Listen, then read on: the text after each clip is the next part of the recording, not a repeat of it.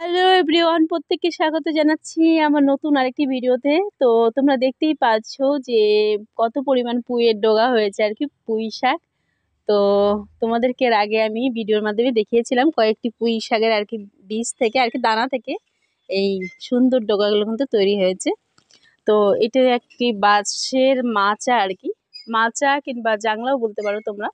তো বাঁশ দিয়ে তৈরি, তখন কতটা পরিমাণ হয়েছে তোমরা দেখতেই পাচ্ছ, অনেক হয়েছে কিন্তু। আর এই জানলাটা ভরে গেছে।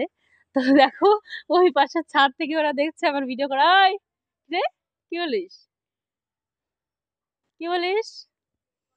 তো দেখো আমাদের ওই পেঁপে গাছের উপরে ওই যে এদিক থেকে ছাদ থেকে আমাকে জেঠিমা বলে ডাকছে। ওদের জন্য আমি কথা বলতে পারছি না, যাই হোক। কি রে, ওই পাশের ছাদ থেকে কথা বলছে। তো দেখো, খুব পুঁইশাকের আর কি খুব সুন্দর আর কি পাতা হয়েছে, দেখতেই পাচ্ছ তোমরা। আর তার সঙ্গে ডগাগুলো কিন্তু অসাধারণ। দেখো, প্রত্যেকটি ডগাই কিন্তু খুব সুন্দর হয়েছে। আর সেরকম কিন্তু আমি সেরকম যে একটা পরিচর্যা করি এই পুঁইশাকের, তো সেরকম কোনো কিছু নয় কিন্তু। শুধুমাত্র একটু গোবর সারই আর কি দিয়েছিলাম যখন আর কি রোপণ কি বীজগুলো দানাগুলো ফেলার কিছুদিন পরে আর কি কিছুটা গোবর সার দিয়েছিলাম। তারপর দেখো খুব সুন্দর। আর এই মাচাটা কিন্তু একদম ছেয়ে গেছে এই সুন্দর ডগাতে। আর মাঝে মধ্যে তো আমরা কেটে কেটে খাই। আর দেখবে পুঁই শাকের ডগা তোমরা যতটা কাটবে ততটা কিন্তু এই ডগা থেকে আবার নতুন করে আর কি এরকম সুন্দর আর কি ডগা তৈরি হবে, নতুন করে আবার আবার সুন্দর ডগা তৈরি হয়। তো দেখো, প্রচুর শাক তোমরা দেখতেই পাচ্ছ। আর এই পুঁই শাকের আর কি ছোট্ট দুটো কিন্তু বস্তার মধ্যে আর কি রোপণ করা। এই রোপণ বলতে এই বীজগুলো ছড়ানো একটি আর কি। তো তোমাদেরকে অনেকটা হয়ে গেছে নিচে আর কি অন্ধকার দেখা যাচ্ছে না, যাই হোক অন্য সময় তোমাদেরকে দেখাবো।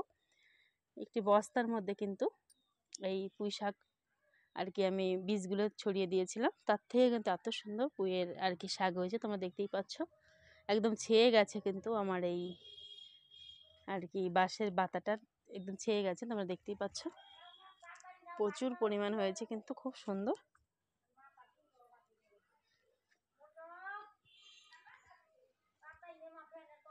তো তোমাদেরকে দেখাই আমি তো একটি বস্তার মধ্যে সামান্য পরিমাণে একটু মাটি, সেই মাটির মধ্যে এত সুন্দর আমার গাছ।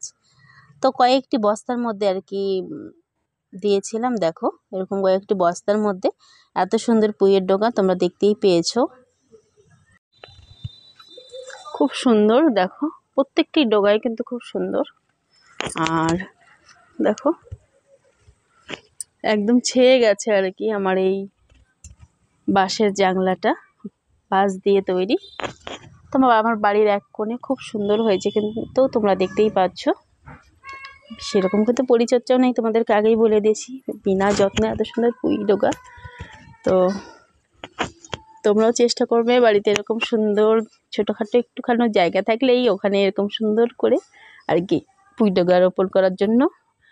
রোপণ বা বিচি আর কি ছিটিয়ে দিলে সেরকম কোনো কিছু করতে হয় না, বিচিগুলোকে ছিটিয়ে দিলেই হয়ে যায় আর কি, সেরকম পরিচর্যাও করতে হয় না।